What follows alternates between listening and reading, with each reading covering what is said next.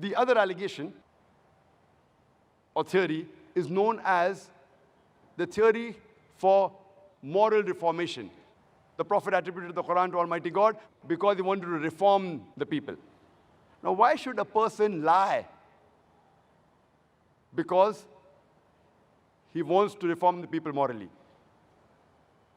If you want to be truthful, you cannot lie to be truthful. The means should match with the goal. And the Quran says in Surah Anam, chapter number 6, verse number 93, that who can be a more wicked person than a person who invents a lie against Almighty God and says he has received inspiration when he has not? There were chances that one day, later on, the Prophet would have been exposed and he would be calling himself a wicked person in his own book, if he was the author, knows billah. God forbid.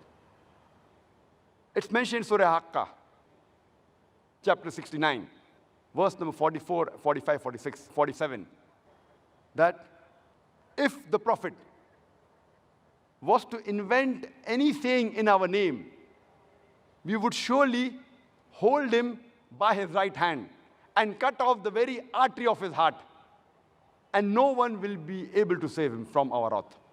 Allah is saying in the Quran that if the Prophet or if any other human being had to invent a lie or a saying in the name of Allah, then Almighty God would have held the Prophet with his right hand and would have cut the very artery of his heart, and no one would be able to save him.